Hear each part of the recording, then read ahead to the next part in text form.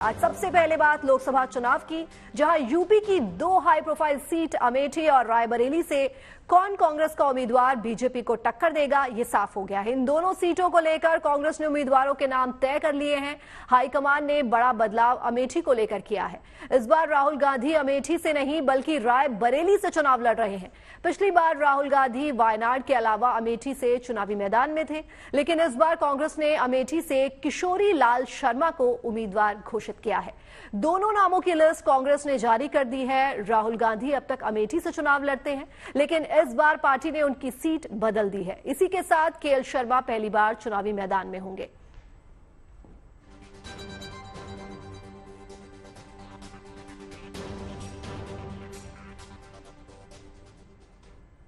लोकसभा चुनाव ने कांग्रेस ने नामांकन के अंतिम वक्त अपने पत्ते खोले हैं। पार्टी ने रायबरेली से राहुल गांधी और अमेठी से किशोरी लाल शर्मा को उम्मीदवार घोषित किया है। राहुल गांधी अब तक अमेठी से चुनाव लड़ते थे। इस बार पार्टी ने उनकी सीट बदल दी है, जबकि केएल शर्मा पहली बार चुनावी मैदान में होंगे। शर्मा को सोनिया गांधी का करीबी माना जाता है। वो अब तक रायबरेली में सांसद प्रतिनिधि के रूप में जिम्मेदारी संभालते आए हैं। 7 चरण के आम चुनाव के 5वें फेज में 20 मई को अमेठी और रायबरेली सीट पर मतदान होगा। ये दोनों सीटें परंपरागत रूप से गांधी नेहरू परिवार के सदस्यों के पास रही हैं। पहली पार्टी ने अमेठी से गैर गांधी परिवार से उम्मीदवार बनाया है। अमेठी और रायबरेली में नामांकन की तैयारी पूरी हो गई है।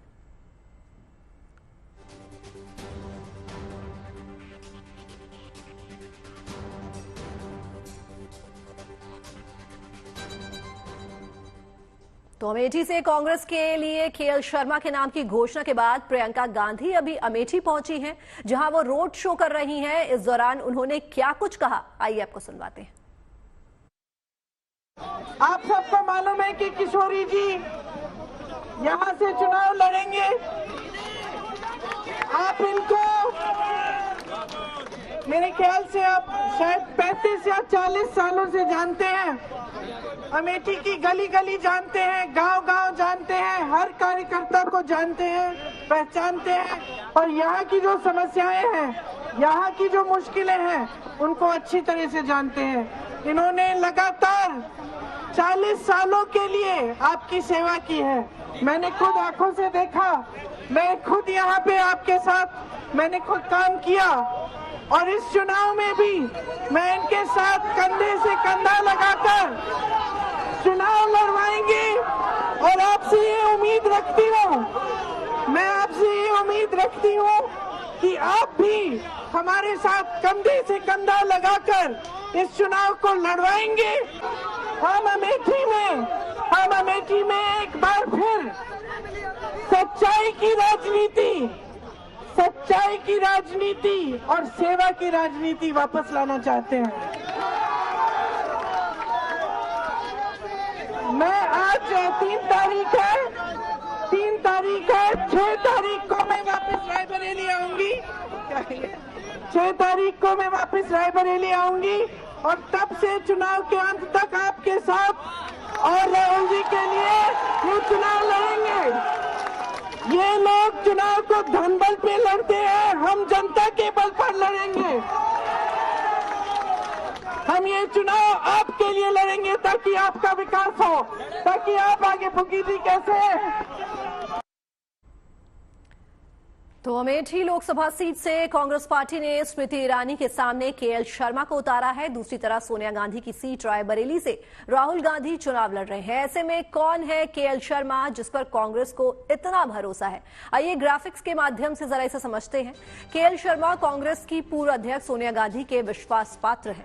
जब सोनिया रायबरेली से सांसद थी तो वो उनके साथ सांसद प्रतिनिधि हुआ करते थे। किशोरी लाल काफी समय से अमेठी और रायबरेली दोनों क्षेत्रों में कांग्रेस पार्टी का कामकाज देखते आ रहे हैं। मूल रूप से किशोरी लाल शर्मा पंजाब के लुधियाना से ताल्लुक रखते हैं। 1983 के आसपास राजीव गांधी उन्हें पहली बार अमेठी लेकर आए थे, तब से वो यहीं के होकर रह गए। 1991 में राजीव गांधी की मौत के बाद जब गांधी परिवार ने अमेठी से चुनाव लड़ना बंद किया तो भी शर्मा कांग्रेस पार्टी के सांसद के लिए काम करते रहे। इसके अलावा केएल शर्मा बिहार कांग्रेस के प्रभारी रहे हैं। उन्हें एक रणनीति कुशल संगठन के काम में दक्ष नेता माना जाता है। वो कांग्रेस की पंजाब टीम के लिए भी काम कर चुके हैं।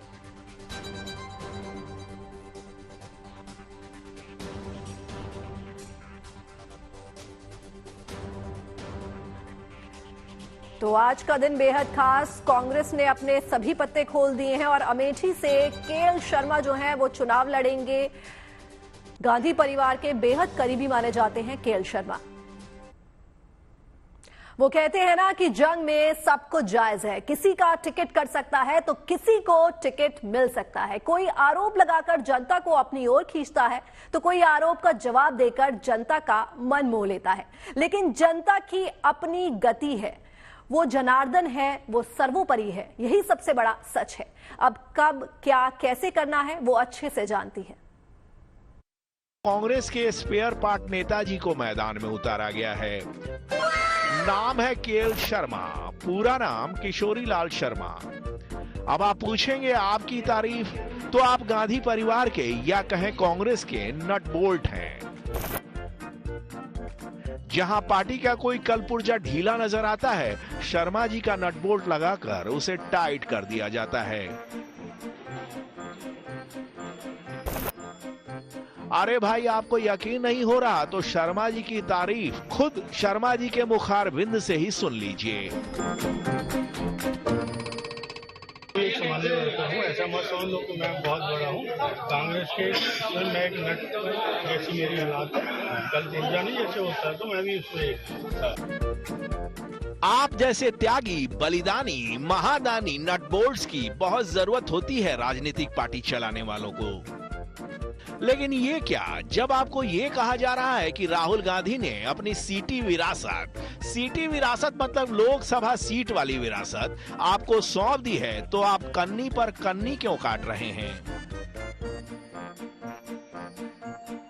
अब कन्नी काटने से सच्चाई तो बदलने वाली है नहीं। शर्मा जी तो सिंकारा पीकर अमेठी जीतने की जीतोड़ तैयारी में जुट गए हैं। उधर राहुल गांधी जायका बदलने के लिए अपनी पूज्य माताजी और दादी जी की परंपरागत सीट रायबरेली पहुंच गए हैं। लेकिन बिटिया प्रियंका और दामाद रॉबर्ट वाड्रा का क्या हुआ? दामाद जी तो कैंडिडेट इन वेटिंग ही रह गए। भूल गए क्या, बड़े अरमान से उन्होंने कहा था कि अमेठी की जनता चाह रही है कि मैं चुनाव लड़ूं। वो चाहते हैं कि गांधी परिवार का कोई भी सदस्य वापस आए, वहाँ वो भारी बहुमत से जिताएंगे। यहाँ तक कि वो मेरे से भी प्रेरणा करते हैं और आशा करते हैं कि मैं वहाँ अपना पहला कदम अगर राजनीति में रखता हूँ और सांसद बनने की सोचता हूं तो मैं अमेठी को ही रिप्रेजेंट करूं, क्योंकि मैंने 99 से अपनी जो प्रचार प्रियंका के साथ शुरू किया वो अमेठी में ही था। हो गई गुगली, दामाद जी को तो बड़ी जल्दी ही फूफा जी बना के छोड़ दिया। अब केएल शर्मा की चुनौती बहुत बड़ी हो गई है। जीत गए तो ठीक, वरना दामाद जी को कहने का मौका मिल जाएगा कि मुझे टिकट देते फिर देखते।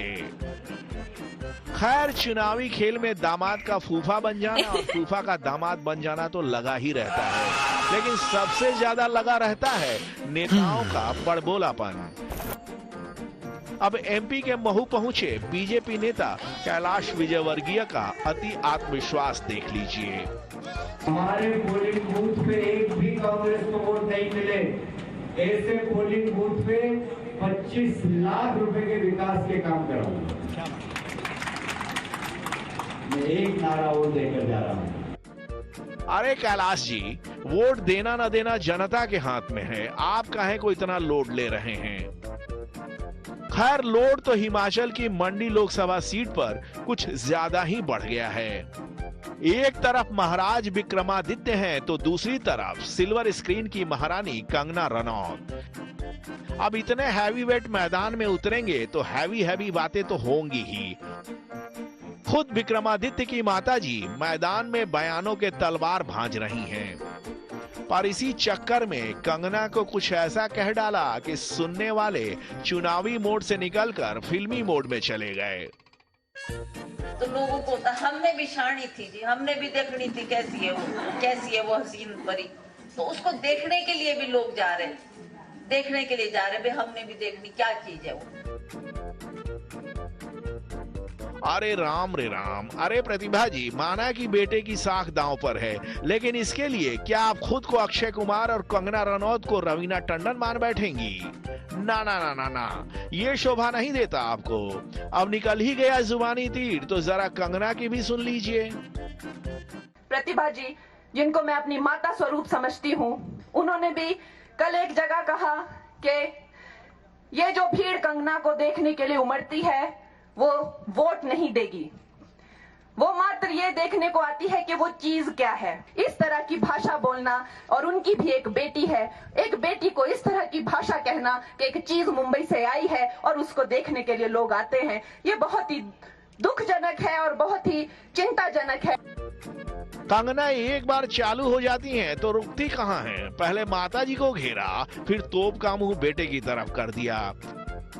विक्रमादित्य सिंह को शहजादा कहकर घेरा और उन पर पर्सनल अटैक कर डाला। जो शहजादे हैं उनका तो मैंने देखा है कि उन्होंने अपनी पत्नी के साथ भी कोई अच्छा सुलूक नहीं किया, तो शायद महिलाओं का सम्मान करना उन्हें नहीं आता है। अब आप लोग अपना जुबानी जूतम पैजार थोड़ा कम करें तो जनता भी अपनी कुछ कह ले। दरअसल जनता को आपकी इस झोंझों से कोई लेना देना नहीं है। काम होगा तो वोट मिलेगा, नहीं होगा तो नहीं मिलेगा। Bureau report, good news today. Lok Sabha चुनाव के 2 चरण हो चुके हैं, जबकि बाकी 5 चरणों की वोटिंग होनी अभी बाकी है। लिहाजा वोटर्स को जागरूक करने के लिए चुनाव आयोग से लेकर आम लोग अपने अपने स्तर पर अपने अपने तरीके से जुटे हुए हैं।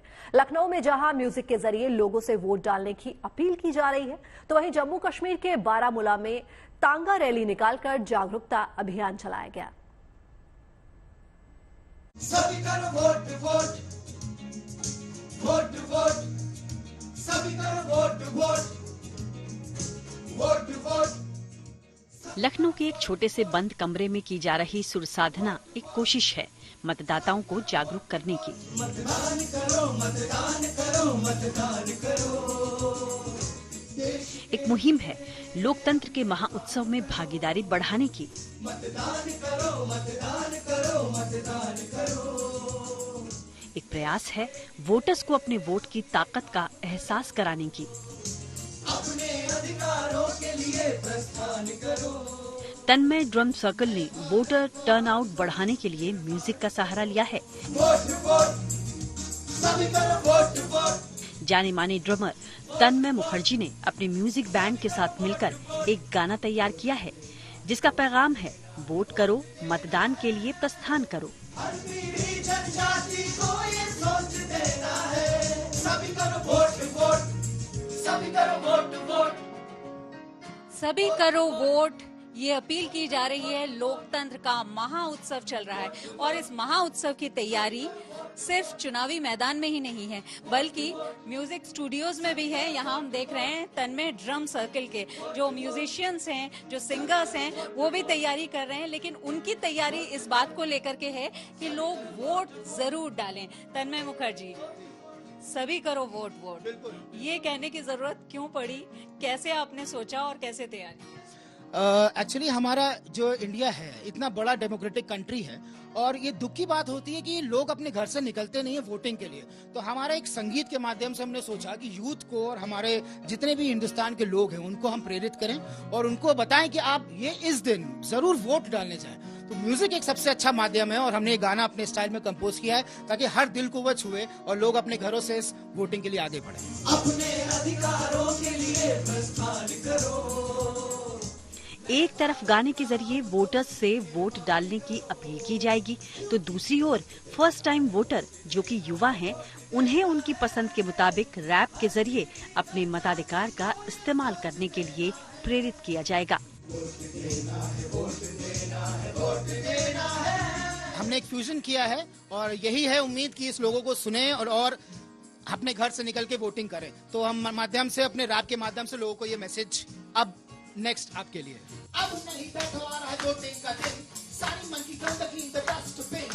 आज की आवाज में बदलाव लाएगी, बटन दबाकर एक लहर आएगी।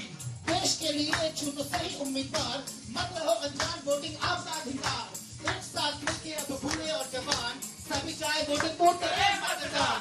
कल हमारा जन्म के तन्मय की मुहिम भले ही छोटी हो, लेकिन संदेश कहीं बड़ा है। तन्मय को उम्मीद है कि उनकी कोशिश रंग भी लाएगी। खास तौर पर जो युवा हैं, फर्स्ट टाइम वोटर हैं, उनके म्यूजिक को सुनकर अपने मताधिकार का प्रयोग करने के बारे में वो जरूर सोचेंगे।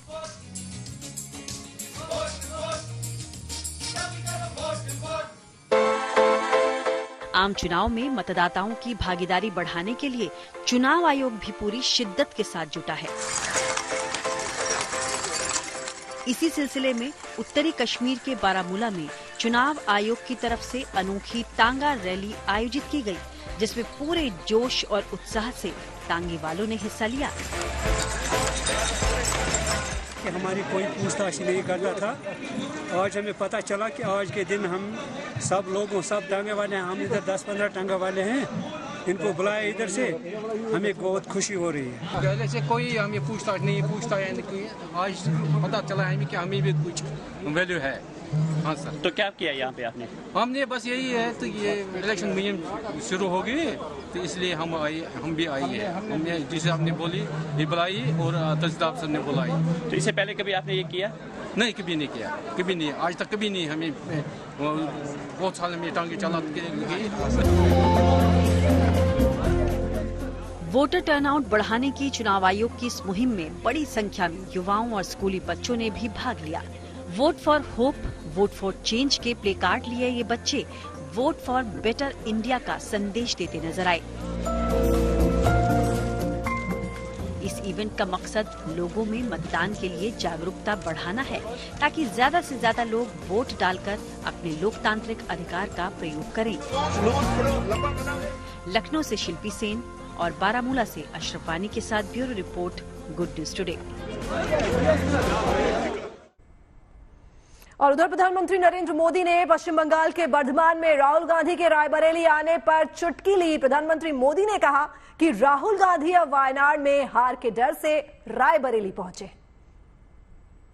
मैंने पहले ही बता दिया था कि शाहजादे वायनाड में हारने वाले हैं, और हार के डर से जैसे ही वायनाड में मतदान समाप्त होगा, वो दूसरी सीट खोजने लग जाएंगे। और अब दूसरी सीट पर भी उनके सारे चेले चपाटे कह रहे थे अमेठी आएंगे, अमेठी आएंगे, लेकिन अमेठी से भी इतना डर गए, इतने डर गए, वहां से भागकर अब रायबरेली में खोज रहे हैं रास्ता। ये लोग गुम कर सबको कहते हैं डरो मत। मैं भी आज उन्हें कहता हूं, और बड़े जी भर के कहता हूं, अरे डरो मत, भागो मत। वोट फॉर गुड में आज के लिए बस इतना ही, लेकिन आप बने रहिए गुड न्यूज टुडे पर, क्योंकि यहाँ खबरों का सिलसिला यूं ही जारी रहेगा।